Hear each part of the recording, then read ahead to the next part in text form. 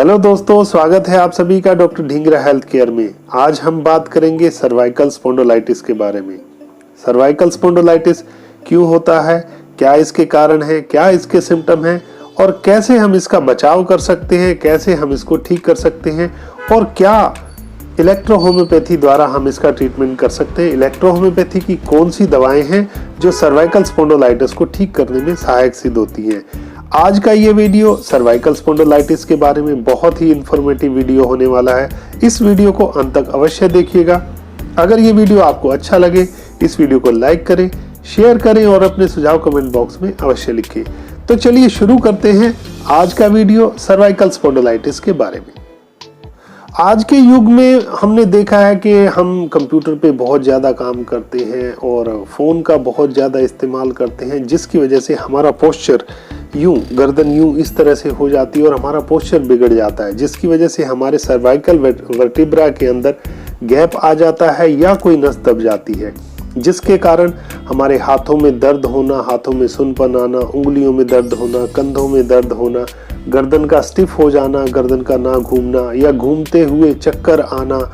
किसी को तो इसमें उल्टी भी महसूस होती है, गर्दन घुमाई नहीं जाती है, उल्टी का महसूस होना, और कुछ लोगों के अंदर हाथों में, उंगलियों में सुन्नपन भी आ जाता है, जो सर्वाइकल स्पॉन्डिलोलिटिस में आए गैप की वजह से हो सकता है। सर्वाइकल स्पॉन्डिलोलिटिस के जो सिम्टम है वो जब भी हम गर्दन को घुमाने की कोशिश करेंगे या ऊपर देखने की कोशिश करेंगे तो हमें चक्कर महसूस होंगे, गर्दन के अंदर स्टिफनेस महसूस होगी, सुन्नपन महसूस होता है उंगलियों के अंदर, हाथों के अंदर। रात को जब पेशेंट सोता है, गर्दन तकिए पे रखता है या सोते समय उसके हाथों के अंदर सुन्नपन हो जाता है, हाथ पूरी तरह से सो जाते हैं, ऐसा लगता है कि हाथ में कोई सेंसेशन है ही नहीं, हाथ बिल्कुल सुन्न हो गए हैं। ये इसके सिम्टम होते हैं। और क्या इसके कारण है मैं आपको बताता हूँ। कारण है इसके ज़्यादा फ़ोन का इस्तेमाल करना, कंप्यूटर के आगे ज़्यादा देर तक काम करना। बीच बीच में हमें चाहिए कि हम उठ के थोड़ा सा रेस्ट लें, अपनी सीट से उठ जाएं या गर्दन को इधर उधर घुमाएं, गर्दन की एक्सरसाइज करें। इस तरह से हम इसको मैनेज कर सकते हैं। सर्वाइकल स्पॉन्डिलोलिटिस के जो मुख्य कारण हैं वो है हमारा पोस्चर का ठीक ना होना, बैठने का सही तरीका ना होना, लेट कर टीवी देखना, कंप्यूटर और फ़ोन का ज़्यादा इस्तेमाल करना, ये सभी सर्वाइकल के कारण हैं।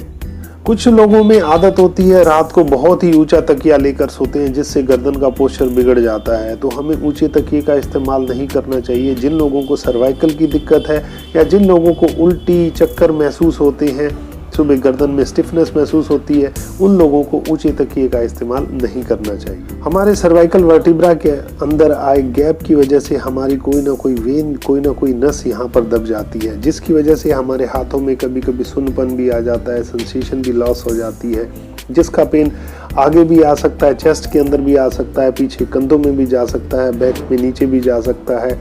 हमारी उंगलियों में सुन्नपन आ सकता है, उंगलियों की सेंसेशन खत्म हो सकती है, हाथ में, कोहनी में, कंधे में इस तरह से दर्द आ सकता है।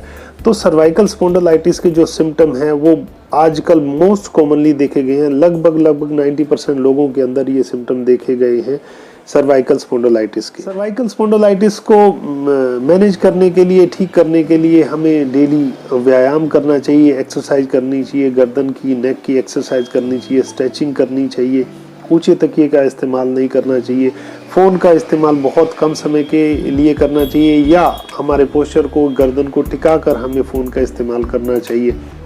कंप्यूटर के आगे अगर हम काम कर रहे हैं तो हमें बीच बीच में थोड़ी देर के लिए अपने आप को रेस्ट देना चाहिए, उठ के इधर उधर गर्दन की मूवमेंट करनी चाहिए, ताकि हमारे जो वर्टिब्रा है उसमें गैप ना आए और हमारी कोई नस उसमें दब ना पाए। आजकल के इस दौर के अंदर हम लोग एसी रूम्स के अंदर, एसी ऑफिसेज के अंदर काम कर रहे हैं, हम धूप में नहीं निकलते हैं, विटामिन डी हमें पूरी तरह से नहीं मिल पाता है, जिसकी वजह से हमारी बोन्स में कैल्शियम की कमी होने लग जाती है और वर्टिब्रा और हमारी कार्टिलेज घिसने लग जाती है, तो उसके अंदर गैप आ जाते हैं। तो हमें चाहिए कि दिन में थोड़ी देर के लिए धूप का सेवन करें, कैल्शियम की मात्रा का ध्यान रखें, कैल्शियम का प्रयोग करें, कैल्शियम अपनी डाइट के अंदर शामिल करें। तो इस तरह से हम सर्वाइकल स्पॉन्डिलोलिटिस से बचाव कर सकते हैं, उसको मैनेज कर सकते हैं और उसको ठीक कर सकते हैं। तो चलिए अब मैं आपको बताता हूं कि सर्वाइकल स्पॉन्डिलाइटिस को ठीक करने के लिए, उसको मैनेज करने के लिए, उसका इलाज करने के लिए इलेक्ट्रो होम्योपैथी में हम किन किन दवाओं का इस्तेमाल करते हैं। सर्वाइकल स्पॉन्डिलाइटिस को ठीक करने के लिए इलेक्ट्रो होम्योपैथी के अंदर बहुत ही अच्छी रिजल्ट मिलते हैं, बहुत ही अच्छी दवाएं हैं।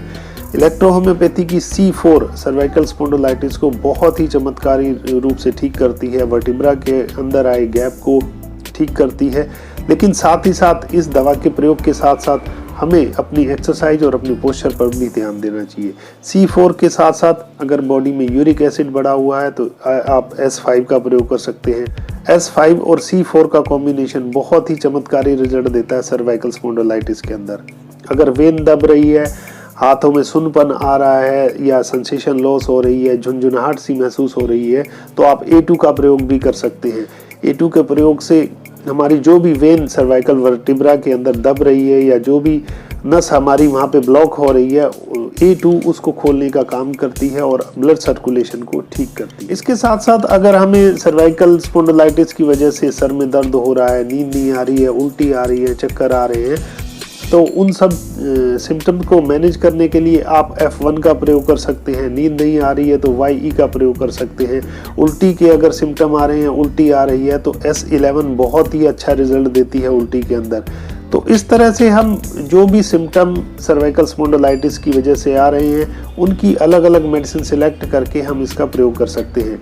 लेकिन मैं आपको बताता हूँ एक बहुत ही अच्छा कॉम्बिनेशन जो सर्वाइकल में बहुत ही चमत्कारी रिजल्ट देता है, वो है S5 C4 A2।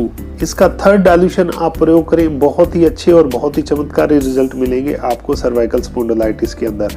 और इसके साथ साथ एक और अलग से आप कॉम्बिनेशन इस्तेमाल कर सकते हैं S10 F1 और WE का।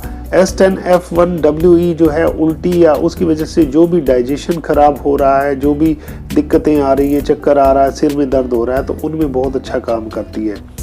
और आप कंप्रेस के रूप में GE का प्रयोग कर सकते हैं। उसके साथ साथ रेड इलेक्ट्रिसिटी का अल्टरनेट में प्रयोग कर सकते हैं। कभी GE का कंप्रेस लगाएं, कभी रेड इलेक्ट्रिसिटी का कंप्रेस लगाएं। और कंप्रेस के रूप में आप A2 F2 का भी प्रयोग कर सकते हैं। अगर यहाँ पर कोई नस दबी है तो आप A2 F2 का एप्लीकेशन का प्रयोग करें, बहुत ही अच्छे और चमत्कारी रिजल्ट मिलेंगे। तो अगर आप भी सर्वाइकल स्पॉन्डिलाइटिस से पीड़ित हैं या आपका कोई अपना सर्वाइकल स्पॉन्डिलाइटिस से पीड़ित है, तो अपने क्षेत्र के किसी भी अच्छे इलेक्ट्रो होम्योपैथ से संपर्क करें या हमसे संपर्क कर सकते हैं। हमारा व्हाट्सएप नंबर नीचे डिस्क्रिप्शन में और स्क्रीन पर दिया गया है। आप बेहिचक हमसे संपर्क कर सकते हैं।